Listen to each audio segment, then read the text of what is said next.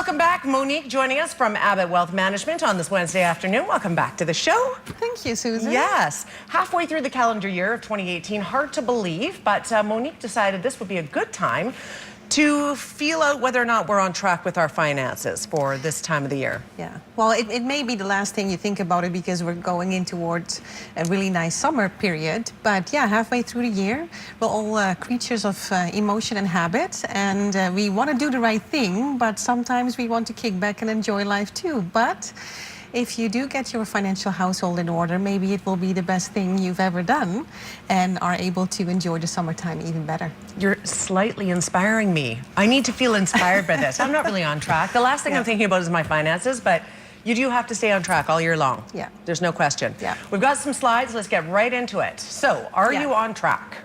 Exactly. So sometimes it's hard to, okay, well, let's work on this, but excuse me, how am I going to approach it? What do I need to do? So it's defining your goals, and John has mentioned that before too, when he's on the show, what is a goal and how would you proceed? So make it visual and think in terms of buckets. So let's say your retirement savings, we'll put that in your retirement goals bucket. And depending on your age, your time frame, your willingness to assume risk, that all depends with creating a strategy around that. And usually that's longer term, and especially for younger people, it's light years away.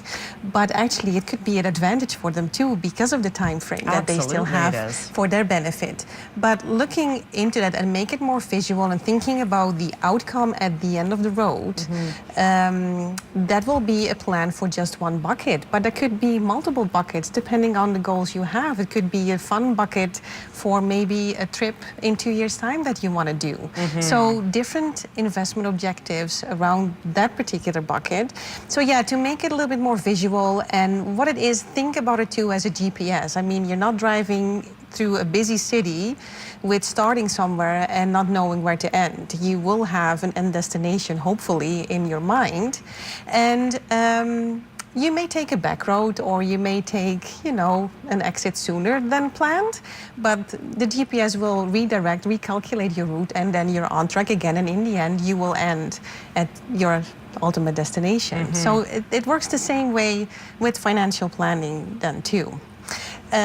Once you actually are ready and you're feeling comfortable with what you want to do and you're comfortable with the investment choices you want to make, then you're ready to set your GPS, but staying focused and track your progress along the way is important. And then life happens too. So life happens, things change. If drastically things change in your life, let your advisor know, because your plan may have to be adjusted, good or bad. It doesn't matter at that particular moment in time. It's all important. It's all about what's important to you. So, and if you be open and honest to your advisor about it, they will help you recalculate that route. So in the end, you will reach your end destination. Absolutely. Let's go back to the board that we were looking at there for the next tip. Again, track your progress, but it's a peace of mind to know you're going to get to where you want to go. Yeah, so with the goal-based planning, it works. It's a different approach. I mean, we try to achieve, we can try to achieve high returns and correlate that to benchmarks, but in the end, you knowing that you will be taking care of whatever is important to you, but let's say retirement, or that you will go on a holiday in 2 years' time because it's important to you, that will give you peace of mind. And whatever the markets are doing, it's just not that important. You have a plan in place, and